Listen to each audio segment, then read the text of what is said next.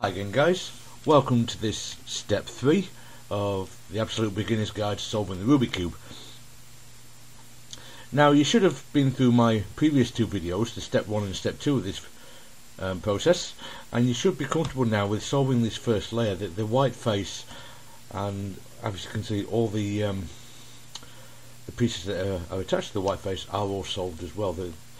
They are on the same sides as the centerpieces on the sides of the cube. Now you should be able to get this cube, your puzzle, into this state before you move on to this video. If you can't, then I encourage you to go back to the previous steps of the process and to go over them again until you're actually comfortable with that process. Now once you are comfortable with this process, what we're going to do now is to solve this center layer. Now all this involves is placing 4 edges, because obviously the actual centerpieces are already solved, and if they're not, all you've got to do is actually turn them to their correct position so that they are all solved, and then you start putting your edge pieces in. Now to do this, the first thing we're going to do is turn the cube upside down, as it seems, from where it is at the moment. So the white face is always going to be on the bottom during this process. Now what we're going to look for is a piece in the top face which can go into the middle. So basically, because the top face is yellow, we want to have any piece that hasn't got yellow in it which can be inserted. So straight away we can see on our front here we've got this green-red piece which obviously haven't got yellow in it, and so we can insert that piece.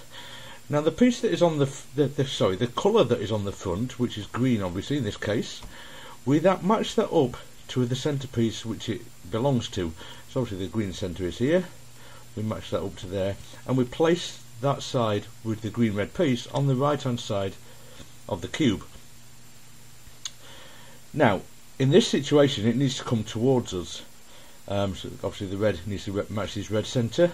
So because it's coming towards us, the first move we make in the algorithm is bringing it towards us, and it actually puts it into the correct position, the first move, but obviously that's not complete because that's messed up our white face. So once we've got it in that position on the right hand side of the cube, we perform this following algorithm: right inverted, up inverted, right inverted, up inverted, right inverted, up, right, up, right. And as you can see, our red-green is now in the position it needs to be in. The green-orange was already solved before we started, so now we're going to look for another piece in the top layer which hasn't got yellow in it. As you can see, we've got this blue-red piece here. So once again we do the same thing. The colour which is on the side, we match it up with the centerpiece with which it belongs. So the blue is now matched up with the blue centre. Now in this situation, this is slightly different to the last one we did. We've got the red piece on the top. Now the red side is on the back, away from us this time. So this time we perform the algorithm. There's only 2 algorithms, we've already learnt one. This is going to be the second one. Because it needs to go away from us to put it into the correct position, the first move of the algorithm we're going to use is to move it away from us. So once again we place it on the side, on our right hand side with the piece in it, and we perform the following algorithm. So it's right, up, right, up, right, up inverted, right inverted, up inverted, right inverted. And as you can see, the blue-red piece is now in its correct position. And that leaves us with just one piece, and this has actually worked out quite well, because this way I show you all the possible scenarios that you can come across. In this position, the blue-orange piece that we need there is in the correct place, but it's oriented the wrong way round. So what we have to do is to remove it from that position and put it into the top face, and then put it back in the way we've just done with the other 2 faces, the other 2 pieces should I say.